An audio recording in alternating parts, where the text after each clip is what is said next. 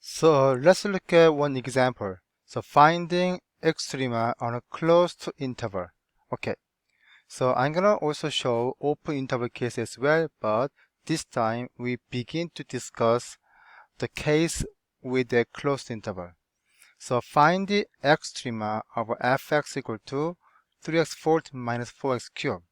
Okay. So this case, because interval is closed, so we can find out absolute maximum, also absolute minimum.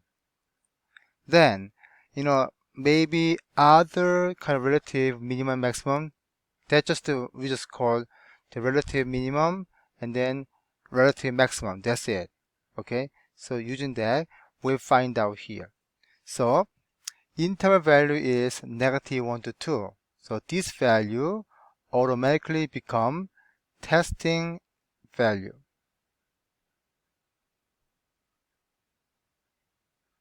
Because that's this x value, starting point, that x value is ending point.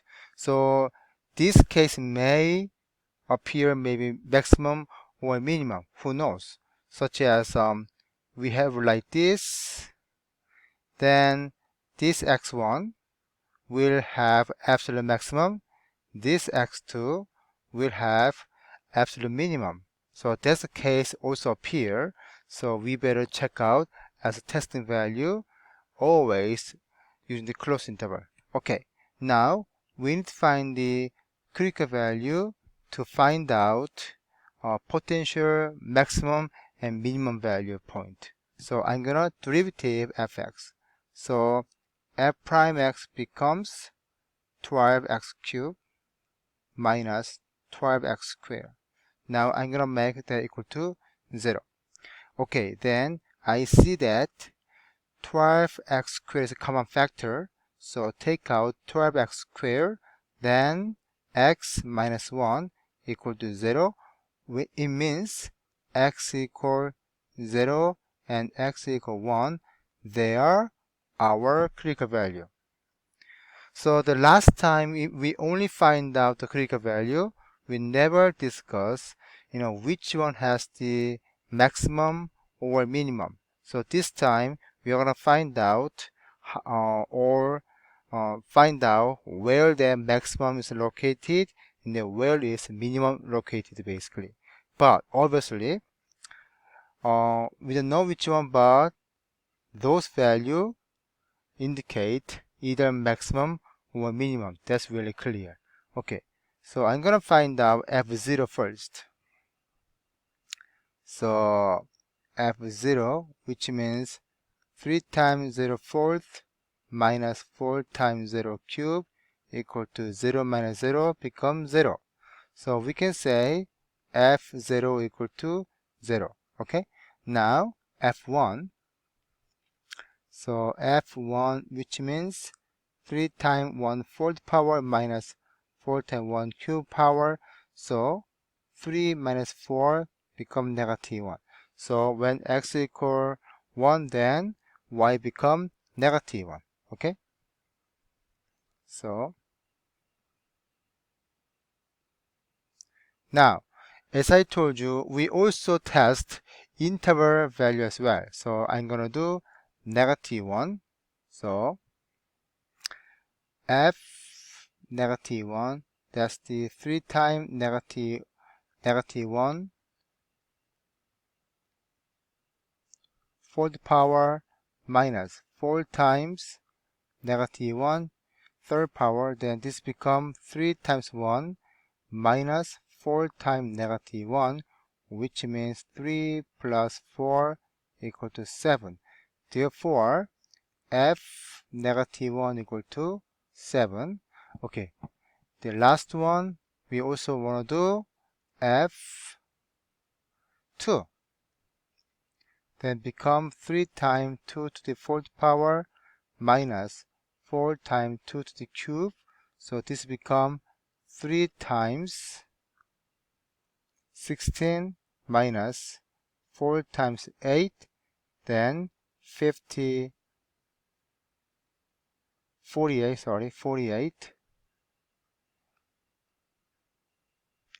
So 48 minus 32 equal to 16 here. Okay. Therefore, F2 become 16. So now let's collect all those values. So we know that F0 equal to 0, F1 equal to negative 1, F negative 1 equal to 7, F2 equal to 16. Okay. Then, now in this case, we can say that's the absolute maximum and this is the absolute minimum. In this case, we are not sure yet because we didn't learn how to test this is the minimum or maximum. But this value is right next to this one, so I can guess this is the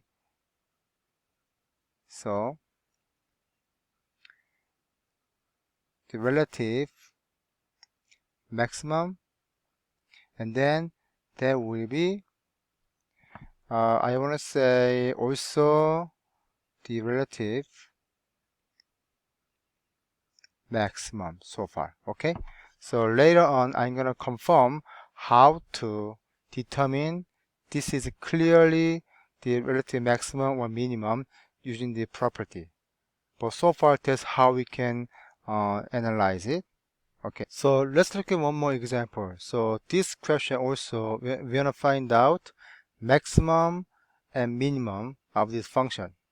So if possible, now we can guess, the relative maximum or minimum, but that one I'm gonna just discuss more detail when we talk about derivative theorem anyway later. Okay, so now this form is fraction, which means we have to use quotient rule. So I'm gonna set up t equal to t squared.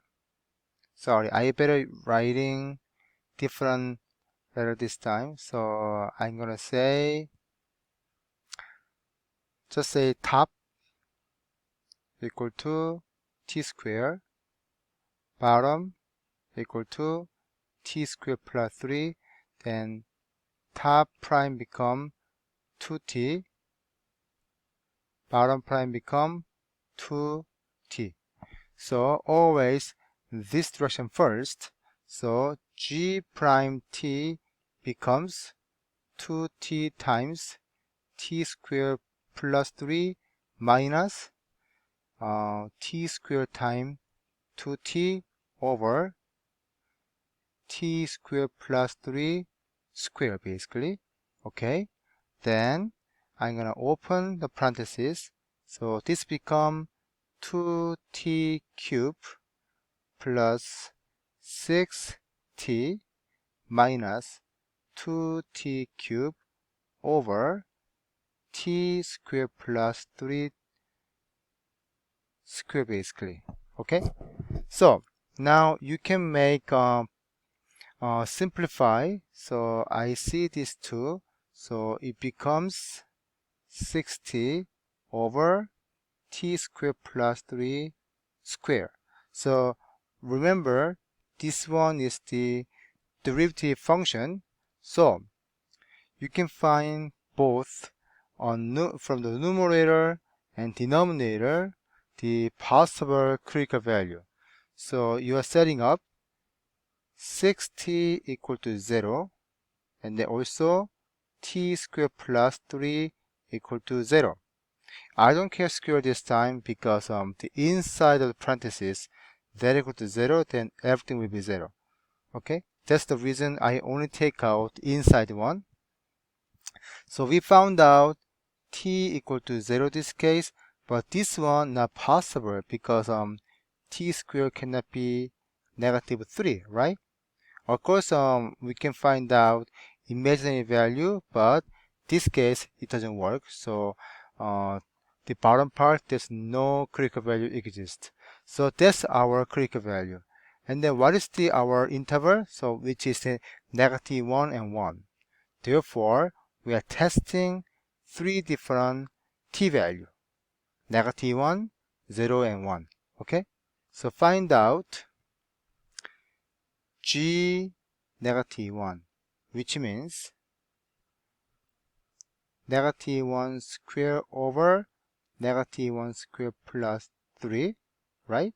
Okay, then this become 1 over 1 plus 3, so become 1 over 4. Now g0, this become 0 square over 0 square plus 3, so become 0. And then now g1, which is 1 square over 1 square plus 3 equal to 1 over 4. Therefore, we find out g -1 equal to 1/4 and g1 equal to 1 over 4 and g0 equal to 0 here. So as you see this, now we have a core maximum value. So those are our maximum. And then there will be our minimum.